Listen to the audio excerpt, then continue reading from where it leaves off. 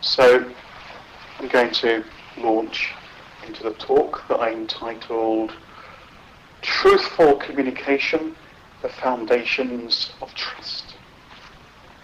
So I'm going to start off the talk with a quote that I included in the advert, in effect, for the talk, and it's a quote by Sangharakshita.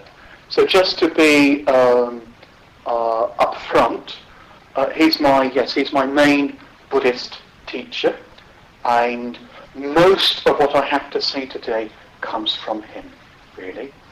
Not all, but most, with little bits of commentary, reflection, interpretation, and application from me. Just to be upfront about that.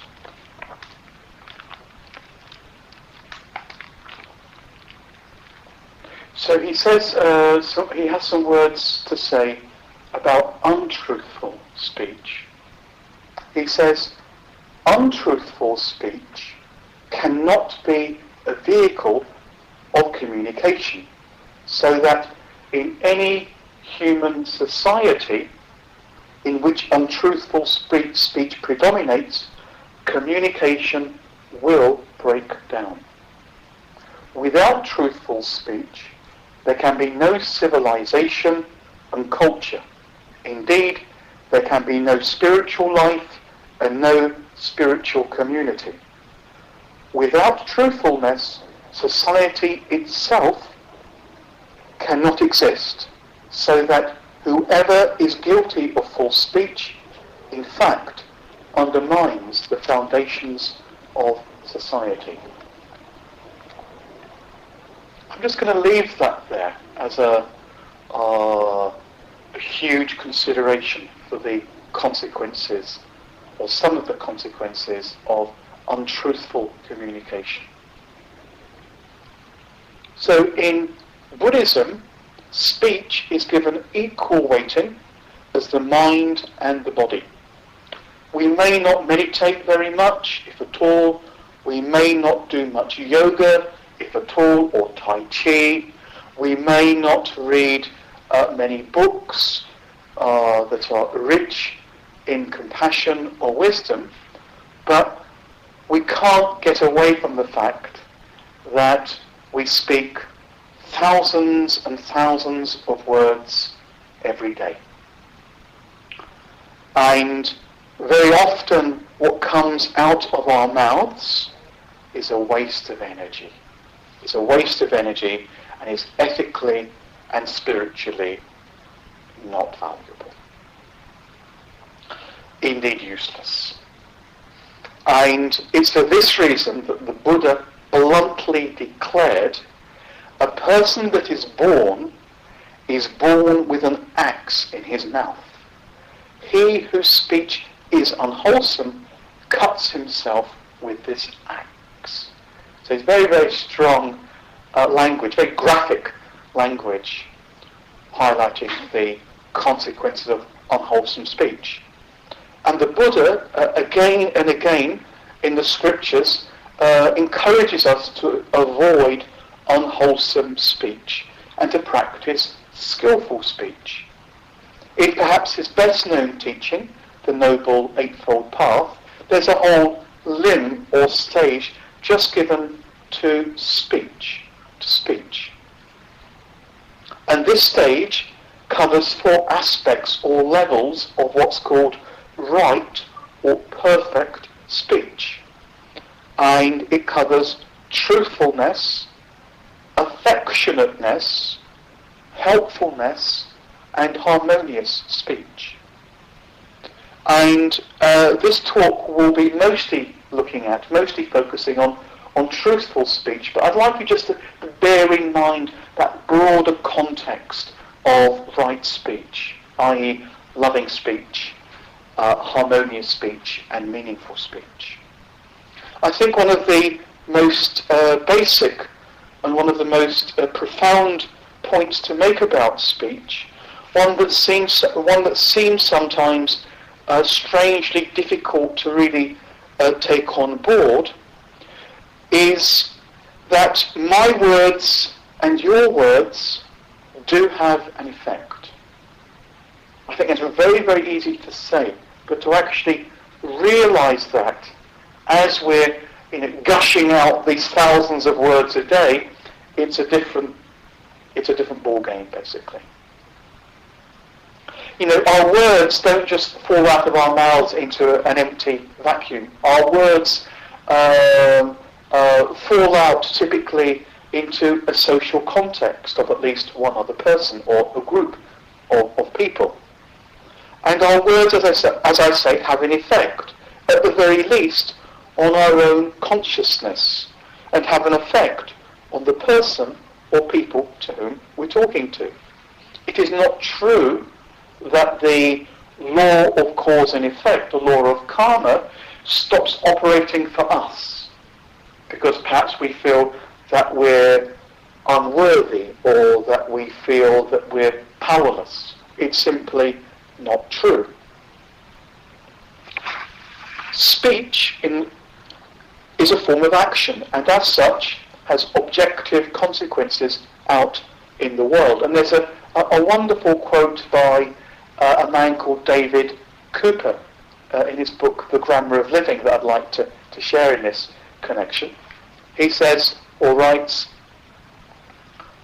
"I believe that the main illusion we have to dispel is the illusion of our own impotence. If any one of us talks significantly enough, even to one other person, that significance will resonate through the consciousness of dozens, hundreds, and thousands of others by direct contact and contact at many removes." I think that puts it into this sort of vast context, in a sense, that if we speak meaningfully to one person, we don't really know how vast that impact will sort of ripple out. We don't really know, but we can be sure that it will have an effect. So I believe we could do well to reflect on the fact that speaking has consequences, basically. That our words, both spoken and written, have effects. They have an effect. So I'm going to talk about truthful speech under, as you know, under four main headings. Truthful communication and factual accuracy.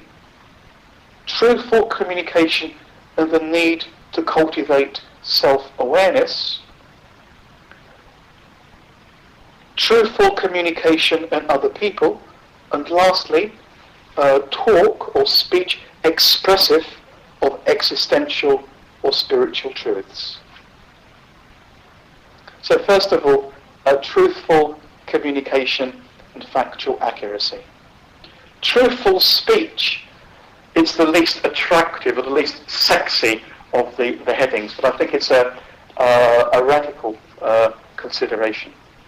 Truthful speech, in the first instance, means being factually accurate in what we say, or at least training ourselves in this process.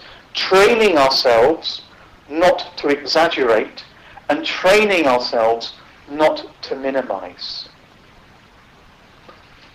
And this is easier said than done, as we often have a vested emotional or financial interest in exaggerating or minimizing, often fueled by craving, anxiety, or anger. We all as individuals have tendencies in this department. Indeed, it seems whole cultures have tendencies in this department. I think we can safely say that in Turkish culture, the predominant tendency is towards exaggeration. And perhaps in English culture, the predominant emphasis, amongst many people at least, is to understatement. So I think we have personal and cultural biases to bear in mind. So a cold is a cold. Yeah, it's not the flu. It's not the influenza. 2,000 people is 2,000 people. It's not tens of thousands of people. Excellent is excellent. It's not, it's okay, or it's fairly good, or quite good. Excellent is a strong word. Excellent means excellent.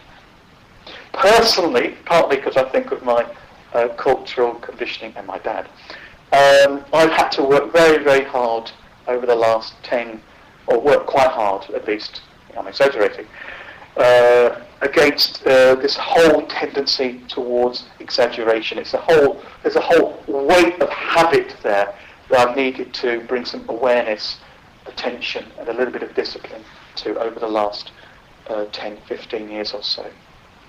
So being factually accurate means, for instance, saying what one has seen or heard with careful faithfulness to the facts as they occurred, remembering to include any relevant circumstances or background information. And I think this is a radical point, in that this will often challenge our basic selfishness, our basic kind of ego-clinging or self-identity, our tendency not to say things that are relevant because they are against our personal, if you like, self-centered or egotistical interests. So, as you know, you're now in the shrine room. This place belongs to me. This is my place. Now, if I want to sell this place, will I actually tell them that there's damp on this wall? Will I tell them that there's some damp there? Will I tell them that across the whole of that border there is actually damp? Yeah, it looks nice, I painted it recently, that's all. So if I tell the truth, there's an ethical dilemma there, basically. Often, it's just a simple example, but you can probably think of quite a few examples for yourself where there's a strong temptation not to be factually accurate because it's against our financial or emotional interests. Factual inaccuracy can easily give rise to uncertainty, confusion, and serious misunderstanding, not to mention resentment and ill will between one person and another, or one group of people and another group of people. Misunderstandings, I think this is like a rule really, or a psychological or social truth. Misunderstandings are generally much easier to prevent than to correct later. Sangharakshita writes here, again radically, I think, in repeating to one person what has been said by another, one cannot therefore take too much trouble to ensure that one repeats what was said and repeats it in such a way as to convey both the spirit and the letter of the other person's utterance. So he's suggesting that we have a duty to both the letter and the spirit. Okay, that's all I'm going to say under that heading, under factual accuracy. I think it's not as simple as it may at first seem. I think there's a lot of challenges along the way if we're to practice that.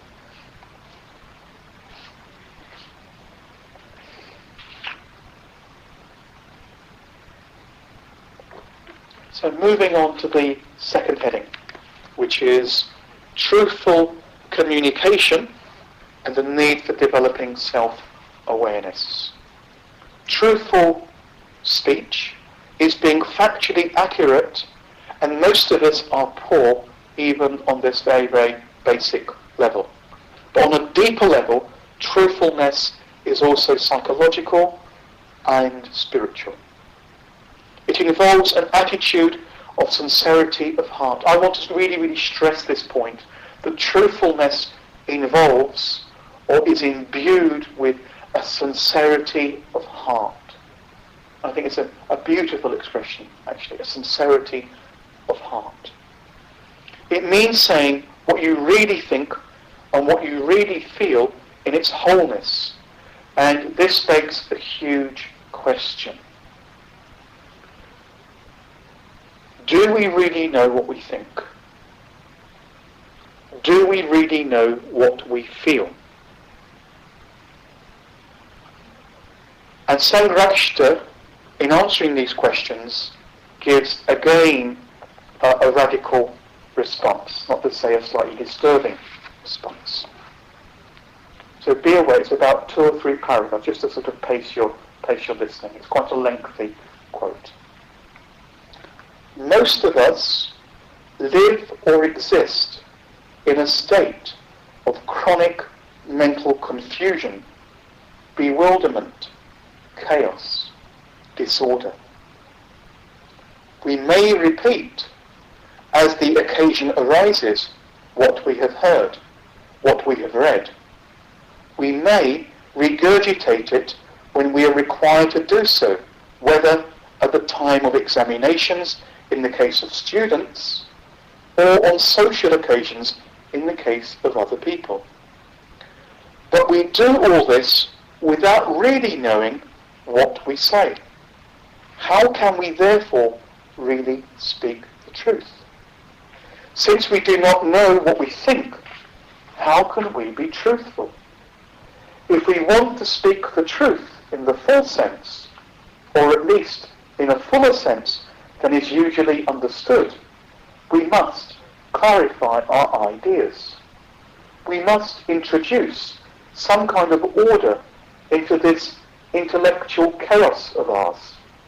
We must know quite clearly, quite definitely, what we think, what we do not think, what we feel, what we do not feel.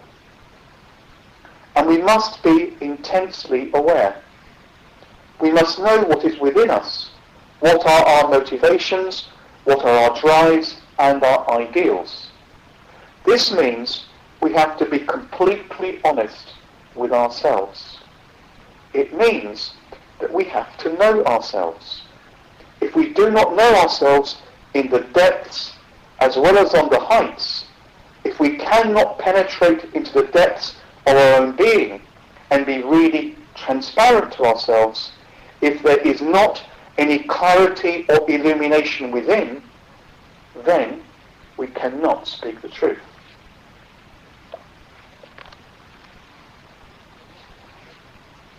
I think it's best to think of truthfulness as something that can be cultivated, a capacity best seen in relative terms rather than in black and white terms. Our capacity to speak the truth in this deeper sense is a reflection of our personal and spiritual development and the degree of our self-awareness in any given moment. Our truthfulness can only be as deep or as full as our awareness allows.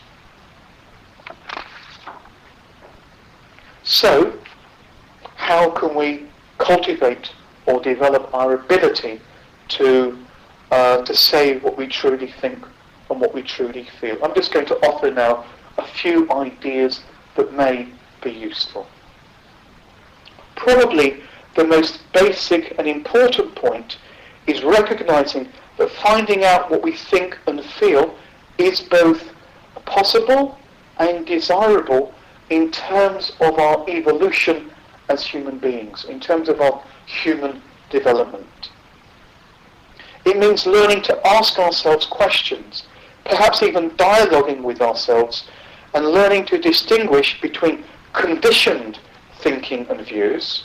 Here I'm thinking of the views of our parents, or the views of our favourite newspaper, or the views of received religious books or book, or the views on the news on television, for example. And this process, I think, is a deep and radical process. For it means that to find out what we, and this process, I think, is a deep and radical one, for it means that to find out what we think, we need to think for ourselves as individuals rather than as a member of this or that group, whether consciously or unconsciously or semi-consciously. Being a member of a group gives us a certain amount of emotional comfort and apparent security. And the principal means of unification of a group is conformity. based on a deep fear of a loss of approval, and all from the imagined or the real group. And at the same time, there's also a dread of isolation. We don't want to feel isolated, naturally enough. Connection is a basic and deep human need. Human beings do not usually like being in a minority, and do not like being unpopular, and will do almost anything to avoid being in a minority of one. We'll do almost anything to avoid this prospect. Being aware of our real feelings is of course connected to this process. It can be cultivated by actually consulting our bodies and noticing more fully what we are actually feeling within our body, not just assuming that we know without this consultation. Also, if we consult our bodies, consult our hearts, it means we won't be so influenced or determined by what we should feel based on our parental upbringing, our social class, educational status, based on our race or ethnicity, based on the country that we're born in, and even based on the historical period that we happen to be born into. And this process, I believe, is part of the process of liberation and freedom, part of the process of freeing ourselves from restrictive conditioning, ultimately from conditioning itself. It means, I believe, learning to respect ourselves more fully and deeply. The word respect, according to Eric Fromm, the etymology, that the root of the word respect is to see. It suggests, we often use the word respect. It has about 3 or 4 different meanings in the dictionary. But I think it's a very tall order to see someone. Someone mentioned earlier that they don't feel seen. Well, it's not easy to see. It's a tall order. It's an ideal in a way. It's not so easy. Including even seeing ourselves. That's also takes a certain amount of effort and a certain amount of courage sometimes. My second suggestion is be willing to say, I don't know. Some people find this very, very hard to say. And or to indicate the source of our tentative or partial information. For example, making it clear that our knowledge comes from just one newspaper article in Posta, or Hurriyet, or Radical, or The Guardian. Making it clear, being honest. We only read one article about, I don't know, famine in a certain country, and suddenly we're an expert on the subject. It's simply not true. We only read one article that took us about 7 minutes to read, for example. Some people, perhaps many people, have been conditioned into assuming that they should have all the right or correct answers to nearly everything. This seems to be a conditioning for many of us. And I'm sure you can think of someone for yourself who may fit into that category. But at the same time, I don't think we should make a virtue out of ignorance.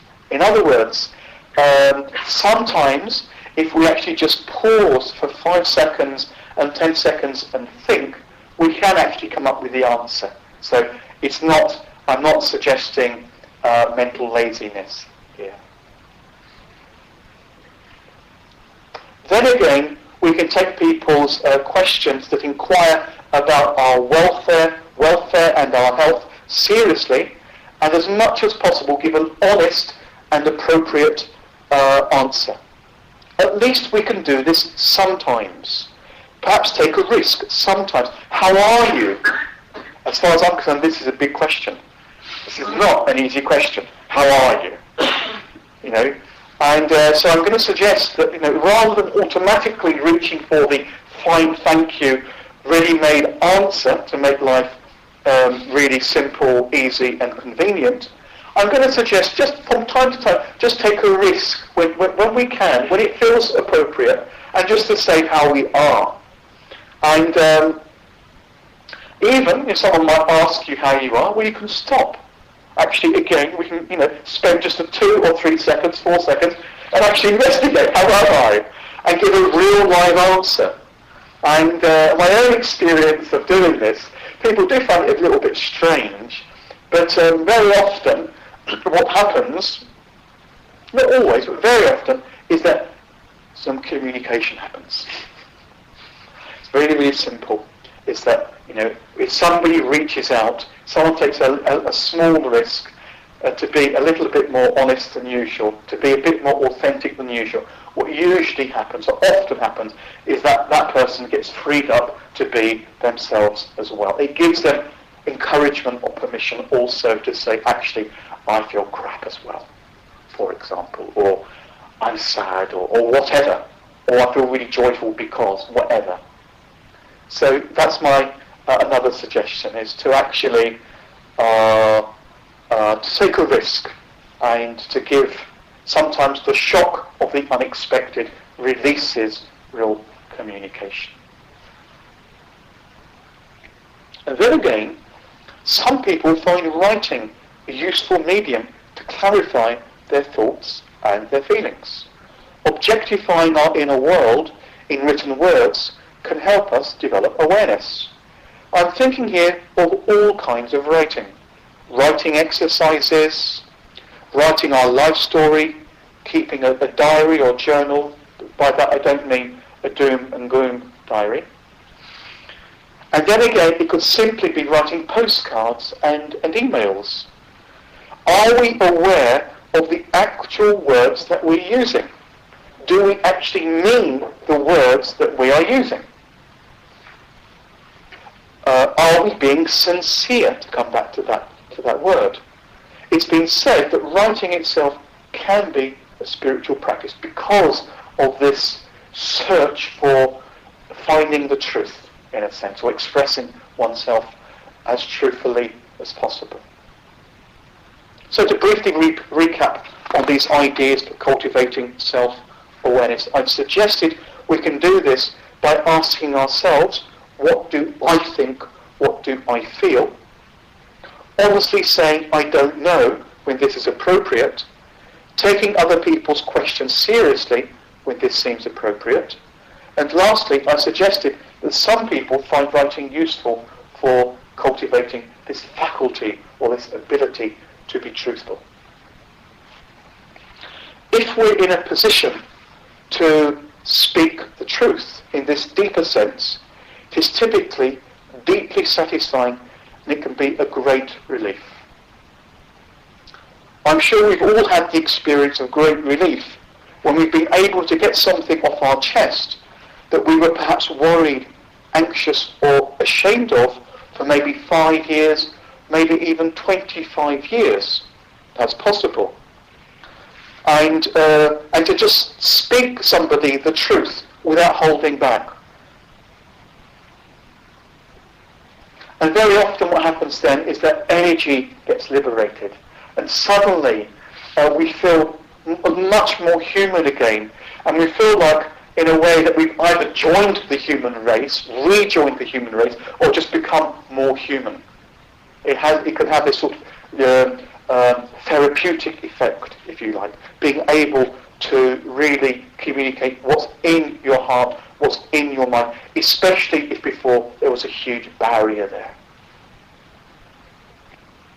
Over the years, some of the taboos, or at least semi-taboos, that I've come across has related to being a virgin, being homosexual, having unusual sexual turn-ons, being uncomfortable, having uncomfortable feelings about one's facial appearance and doubt about one's physical or sexual attractiveness, and also having very deep and positive feelings of gratitude to a friend of the same sex. These are all personal examples that either relate to me or my friends, basically.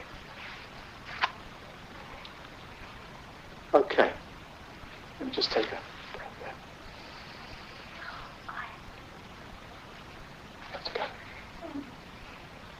Okay.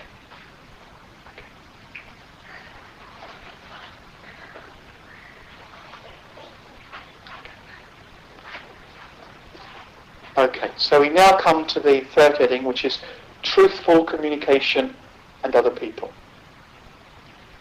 Speaking the truth really means being ourselves, in the sense of verbally expressing who we really and truly are. But speaking the truth in this deeper sense is always, or usually done, as I mentioned earlier, in a social context. In other words, when we speak the truth, we do so to another human being. Skillful speech, in a Buddhist sense, is not only truthful, it is also aware speech. Aware, that is, of the humanity of the person to whom we're speaking, or the people that we're addressing.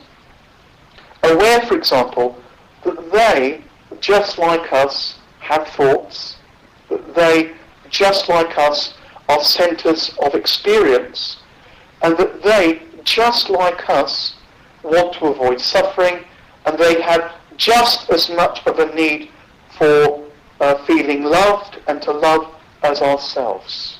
That's the context, that broad context in which truthful speech ideally should take place in.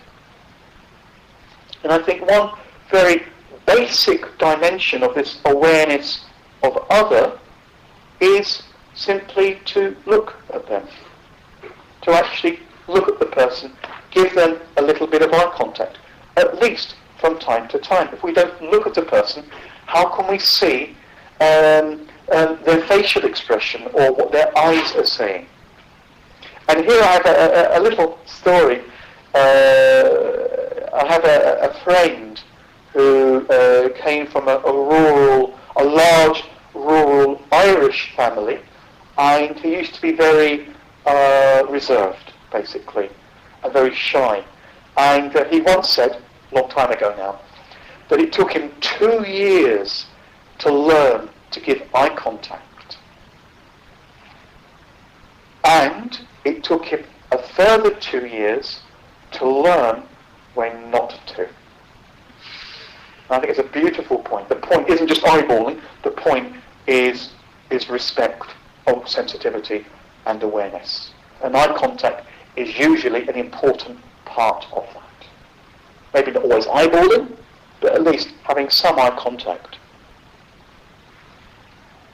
Being aware of others also means being aware of and sensitive to the situation.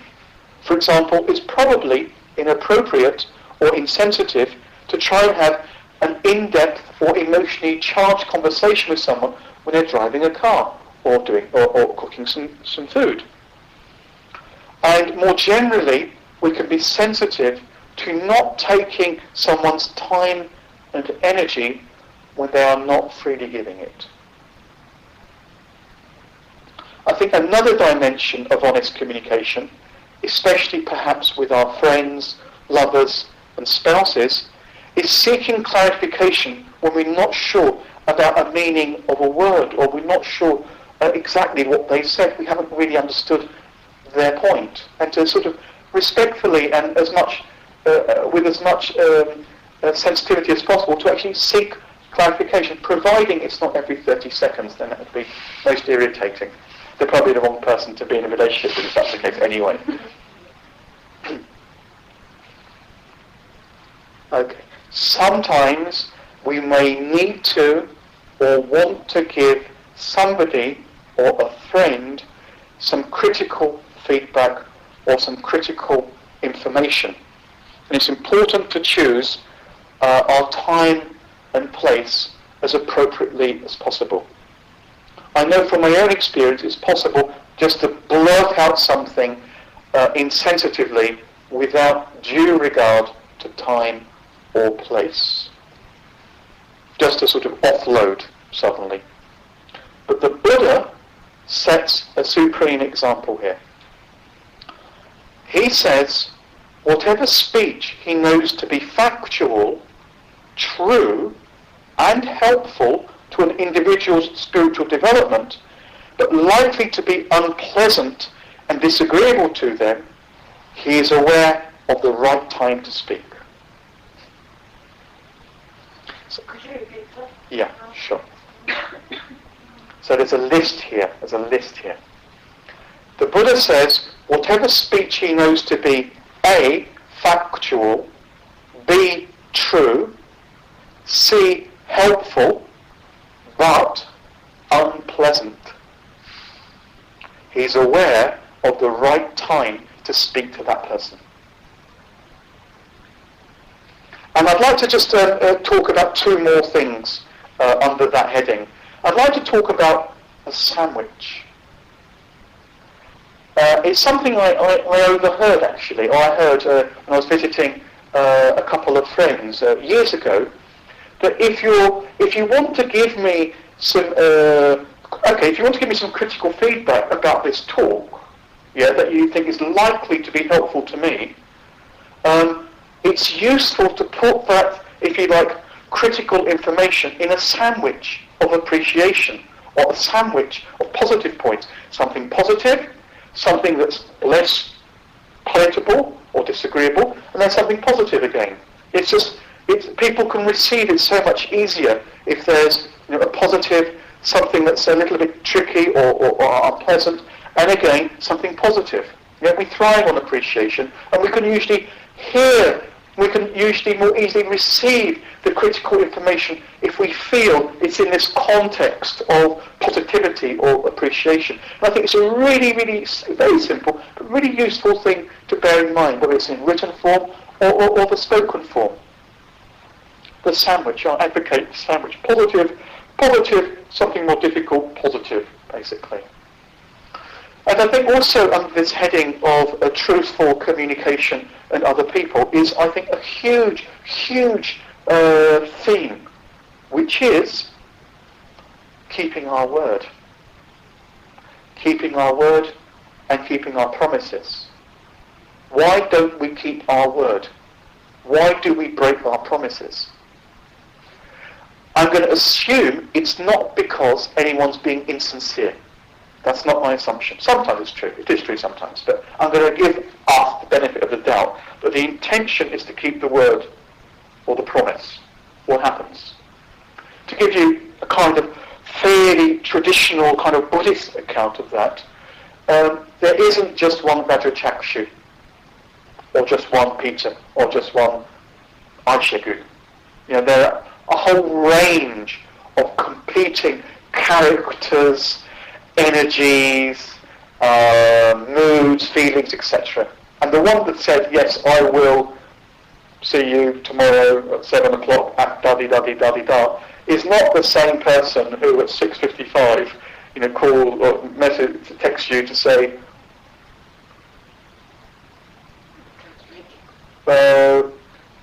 it'd be more truthful to say, I won't make it, rather than I can't make it, probably. So, in other words, there are all these kind of competing energies and forces. We're not, in a word, integrated. There are a whole lot of competing, if you like, different personalities within this psychophysical being, and they're not very much in relationship with each other. Yeah? A new mood comes, I'm depressed now, I'm not going to do it. And so, frankly, I think for most of us, when it comes to giving our word, when it comes to promises, I think that, generally speaking, it's wiser to awarely not promise. Not to promise, not to give our word. I think it's, in 8 cases out of 10, that's much more truthful and probably a little bit more respectful of the relationship. That's my definite sense. Okay.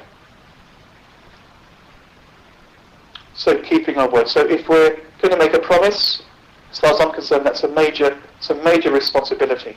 A major responsibility. I don't think we should make promises lightly. I think I'm sure we've all had the experience of someone making a promise, then not keeping it, and it actually affects trust. It affects your feeling with a person. Certainly, that's my experience. Okay, I'm going to move on to the last heading. So the last heading is talk or speech, expressive or spiritual truths.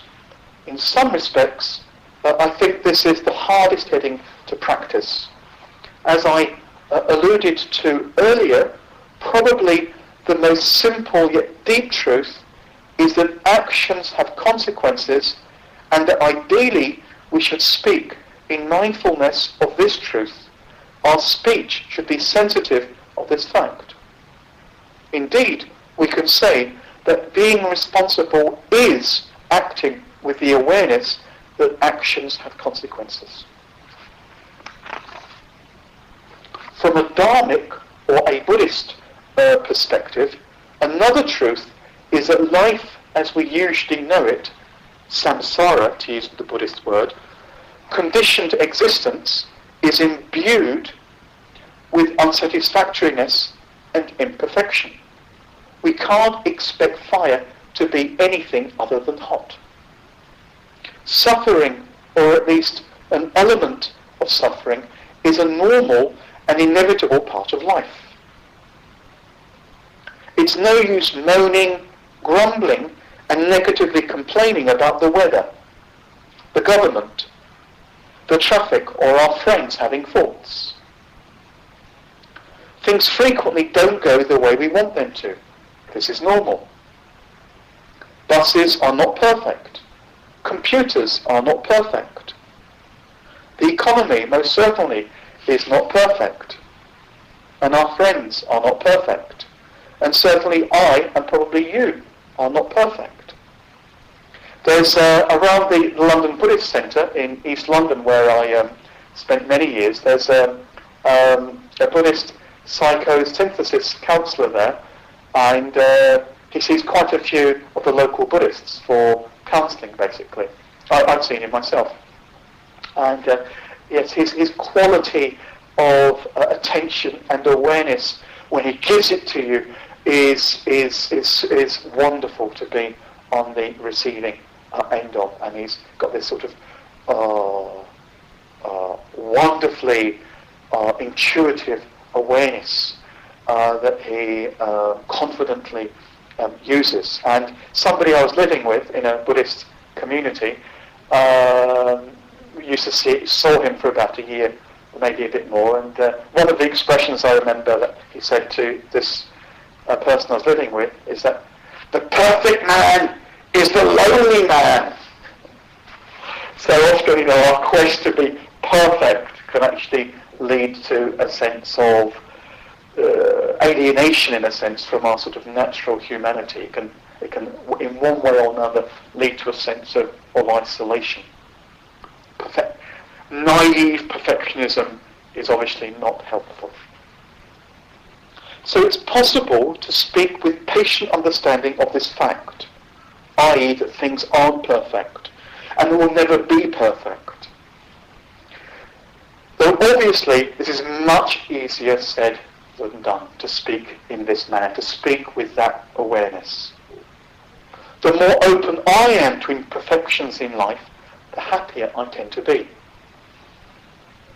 In this connection, Sangharakshita, that's this gentleman there, Sangharakshita has said that the unconditional acceptance of the conditioned is the unconditioned.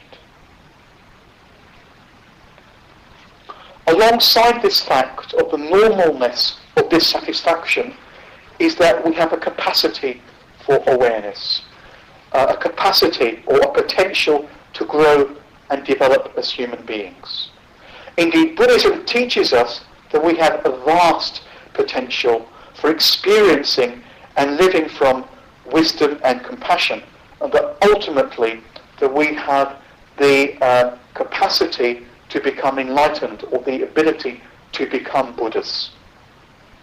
So if we take this to heart, we can use words to encourage one another to grow and develop as human beings, and encourage the best in one another.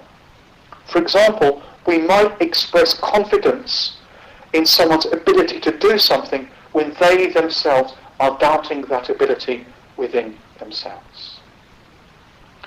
So I'm going to end in a moment, but I'm going to end by leaving the last words to the Buddha and to one of his disciples. And in a way, this particular teaching goes right back to the beginning of the talk, where I talked about perfect speech and mentioned these 4 elements of perfect speech: truthfulness, affectionateness, helpfulness, and harmonious speech. And this particular teaching refers to the whole teaching, goes back to the whole context.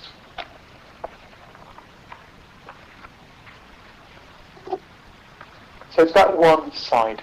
It's about 3-4 minutes, just to let you know. Thus have I heard.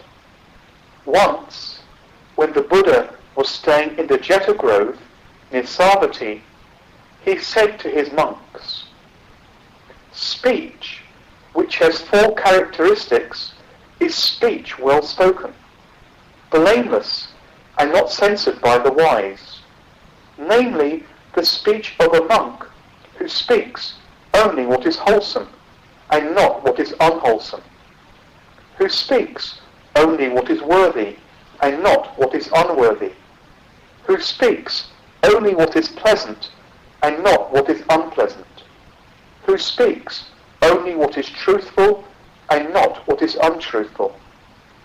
Speech characterized by these 4 factors is well spoken and not ill spoken, blameless and not censored by the wise." That is what the Master said.